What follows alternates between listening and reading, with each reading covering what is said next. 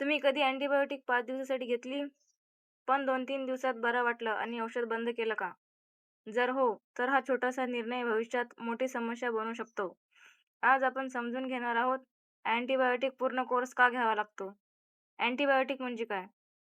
Antibiotic म्हणजे अशी औषधे जी बॅक्टेरिया मारतात किंवा त्यांची वाढ थांबवतात.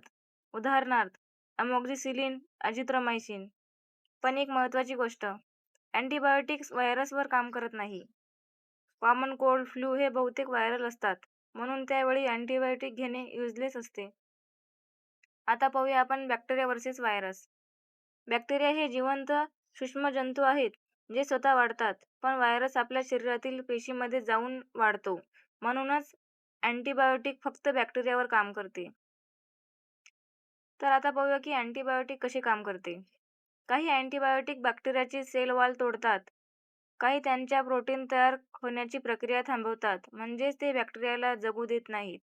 आता पाहूया आपण अँटिबायोटिक पूर्ण कोर्स का महत्त्वाचा आहे.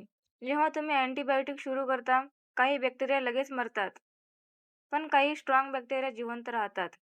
जर तुम्ही 2-3 दिवसात औषध बंद केली, तर हे स्ट्रॉंग बॅक्टेरिया पुन्हा वाढतात आणि पुढच्या वेळेस तीच औषध काम करत नाहीत. आता त्यामागचं आपण कारण पाहूया. त्यामागचे कारण आहे अँटिबायोटिक रेझिस्टन्स. तर अँटिबायोटिक रेझिस्टन्स म्हणजे काय? यालाच आपण अँटिबायोटिक रेझिस्टन्स असं सुद्धा म्हणतो. अँटिबायोटिक रेझिस्टन्स कसं काम करतं हे आपण एका छोट्याशा गोष्टीने समजून घेणार आहोत. इमॅजिन करा, 10 चोर आहेत. त्यातले 8 पकडले आणि 2 पळाले आणि ते जास्त डेंजरस झाले. हेच रेझिस्टन्स असते. म्हणजेच कोणतीही गोष्ट ही मुळातून नष्ट केली तरच ती कायमस्वरूपी नष्ट होते. जर छोटीशी गोष्ट जरी राहिली तर ती खूप मोठं प्रॉब्लेम होऊ शकतं. आता याच्यानंतर पाहूया की वर्ल्ड हेल्थ ऑर्गनायझेशननुसार अँटिबायोटिक रेझिस्टन्स ही जगातील मोठ्या आरोग्य समस्यापैकी एक आहे. जर आपण चुकीचा वापर थांबवला नाही, तर भविष्यात साधी इन्फेक्शनसुद्धा ट्रीट करणे कठीण होऊ शकते. म्हणूनच भारतामध्ये अनेक वेळा प्रिस्क्रिप्शनशिवाय अँटिबायोटिक मिळते. ही सवय बदलली नाही तर रेझिस्टन्सची समस्या वाढू शकते. आता आपण पाहूया की कॉमन मिस्टेक काय आहेत. आपण कोणत्या चुका करतो? स्वतःहून अँटिबायोटिक सुरू करणे, सर्जऱ्यांची औषधे घेणे, डोस स्किप्स करणे, 2 दिवसात बंद करणे. ह्या काही कॉमन मिस्टेक आहेत, जे की टाळल्या पाहिजे. त्याच्यानंतर आपण काय करायला पाहिजे? डॉक्टर सांगेल तेवढाच कोर्स पूर्ण करा.